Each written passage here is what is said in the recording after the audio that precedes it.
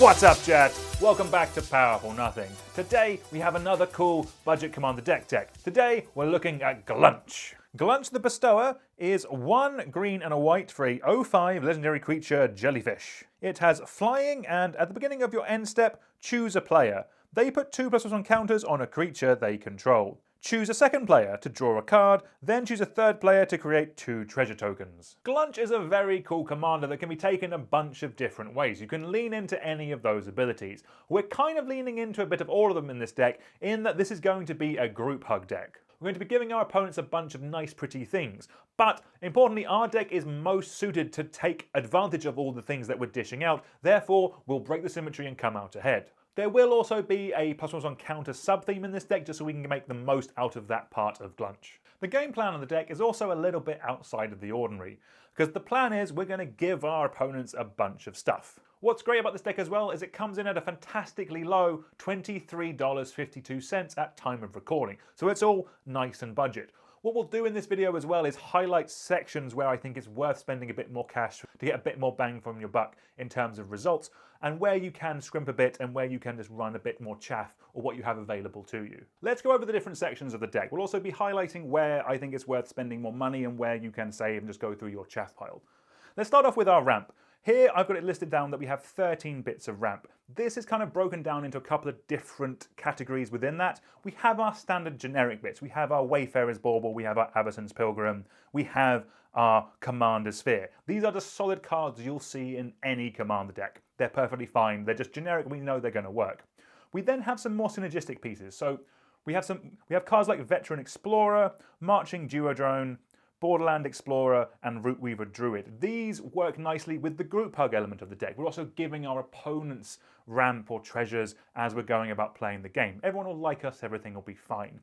We then have some cards that work more specifically with the +1 counter synergy of the deck, which we'll kind of get into a bit later when we get into our Wincons. We have cards like Gaia Sage, Incubation Druid, and Hamza, Guardian of Arishin. These are really cool cards that work really well with +1/+1 counters. I think Gaia Sage might actually be the most expensive card in the deck because of that synergy. It works really nicely with Gluntch. We can just keep putting counters on it and keep having it tap for more and more mana. That's a nice little mix of cards we know will work, cards we know will work with our opponents, and cards that will work with our commander. It's all synergistic, it's all great. Let's move on to our card draw. Now, on the list it says 7 bits of card draw, but that doesn't take into account our commander or some of the other Grouphug cards that we'll get onto in a little bit, so it is more than 7.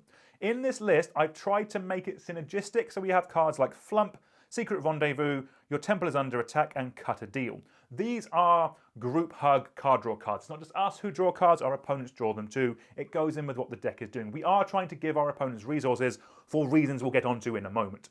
We then have some generic bits with cards like Harmonize. We have a Grouphuggy/Rampy card in Selvala Explorer Returns, and then we have a +1 counter card draw card with Inspiring Call. I think Flump is the second most expensive card in the deck, and similarly to Gaia Sage, it just works really nicely with what the deck is trying to do. It really fits in with the whole ethos of the deck. So for me, it was worth splashing out a little bit there. The rest of it, like, you don't have to run Secret Rendezvous, you don't have to run Your Temple is Under Attack, you don't have to run card draw spells that give our opponents cards. I wanted to put them in because I think it works thematically, and I think it'll be good bringing the whole deck together, but you could run more generic card draw bits in there if you wanted to. Let's move on to our interaction section next, and this one actually looks massive, partly because there are some Grouphug cards that have kind of snuck into it a little bit.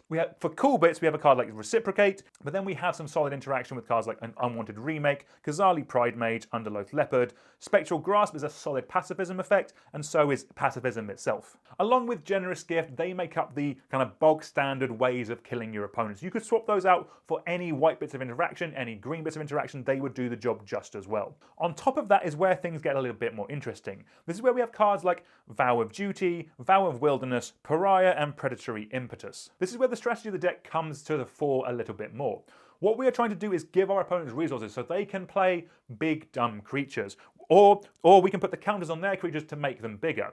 What we're then going to do is put a Vow of Duty on it so it can't come at us. It can swing at our opponents. We're fine if our opponents kill each other with their creatures, but these stop them coming at us, and that's kind of where the Grouphug element of the deck really comes into play. The only reason the white impetus is not in here is because I forgot to order one before we had to record gameplay.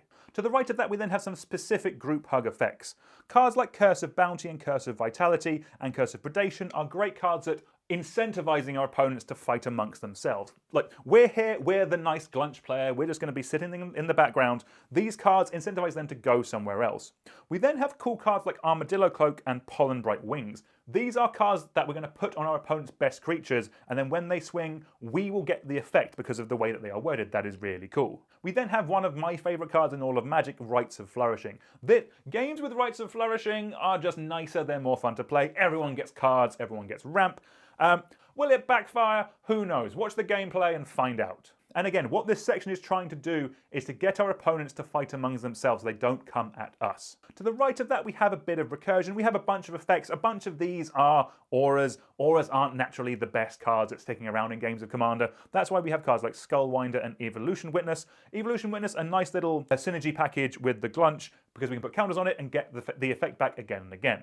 We have some protection with Loyal Unicorn. Again, just a solid card with our commander and just protecting our board when we attack. We love that. Our Wincon section is over on the right. This is a fairly decent wedge.